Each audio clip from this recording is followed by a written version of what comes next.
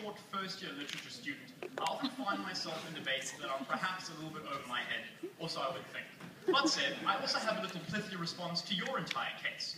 America's great historical track record of being completely consistent with how they follow the rules of international law.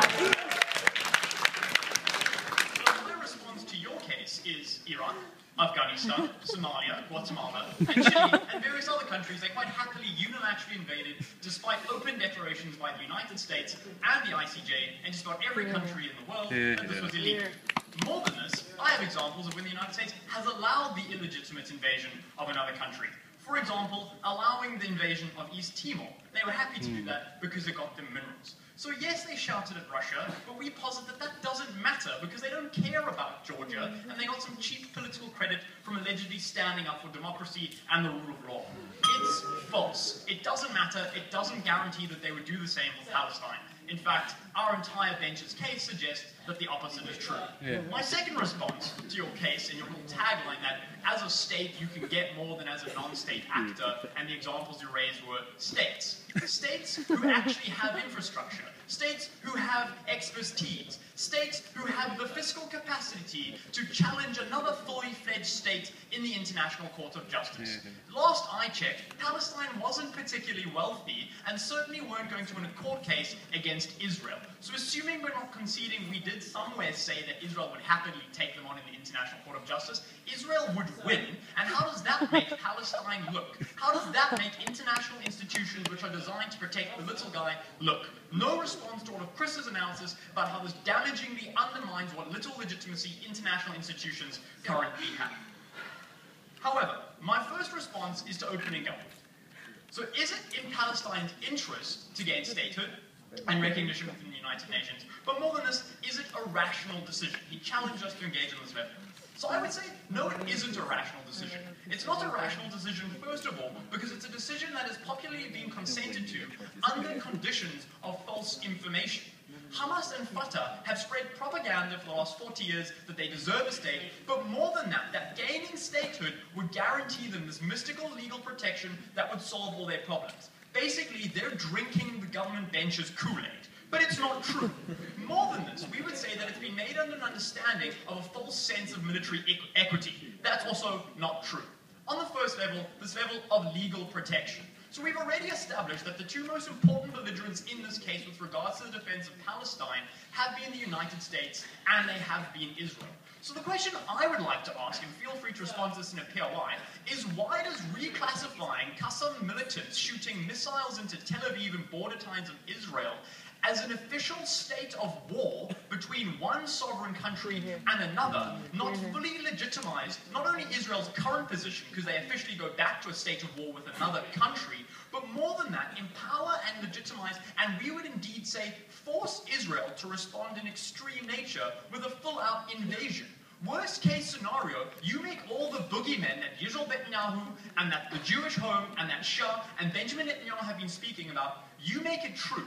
You change this, not only in the minds of Israel, but in the minds of the international community, from Israel picking on someone that we're pretty sure is the little guy, to Israel defending themselves from another aggressive state that has all the stature of a state and therefore deserves all the response that Israel would give to any other state who dare attack them openly. Israel already overreacts anyway. Given what we told you about the fact that right-wing parties in Israel are on the decline and the angry sentiment in the US towards its sponsoring of Israeli belligerents is on the rise, can you give me one piece of analysis to suggest why this will always be the case into the foreseeable future? Your model, first of all, according to you, would cut off the thousands of settlers who would now live in the official Palestine from Israeli support. We would posit that they would immediately be attacked by people in Palestine, just like they're currently being attacked now, because a piece of paper doesn't decrease the hatred that brainwashed propaganda-fueled Israelis, who are extremely right-wing, feel for the same extremely brainwashed propaganda brain-fueled Palestinians in the same area. You haven't given us any analysis why violence would decrease between these two parties. You haven't given us any analysis, except analysis that is contingent on Palestine immediately becoming far better off tangibly to decrease violence. That's why we would legitimize an all-out state response. That's why we would legitimize the right wing. That's why we would strengthen the right wing. So worst case scenario, we legitimize Israel responding with full-out war. More than this, we decrease the protection that Palestine currently gets from the rest of the international community. Government points to the fact that 60% of Americans, were against America's vote in the United States. They point to the fact that other international communities and other international bodies have begun to side with Palestine. We posit that that all evaporates the moment a state declares war on Israel. And we think that's exactly what would happen. Okay, so we think there's going to be a war. That's worst case scenario, and we think opposition wins. I've taken one, dude. And we think that there's a war in that instance. Best case scenario, absolute best case scenario for the government bench. Let's look at this. So basically what they say is we grow prosperity in Palestine. This is the second half of my speech. Closing government tell us that we can immediately rebuild infrastructure and empower Palestine to care for its people better through, first of all, access to loans from international bodies like the World Trade Organization and the World Bank. Okay, 2 fun facts. 1. Voting power and the decision-making capacity to guarantee money to countries, i.e. voting power, is based on how much money you give to these organizations. China and the United States together combine 60% of both of those organizations. Good luck getting them to give money to Palestine. Good luck getting China to agree that secession is a good idea and we should give it to people who ask for it very nicely. Trade. Right. They say that because Iran survived international pariah statehood, that Palestine will as well. The main difference, as far as I know, is that Iran has oil that everyone wants, and Palestine has nothing. What do they have to trade?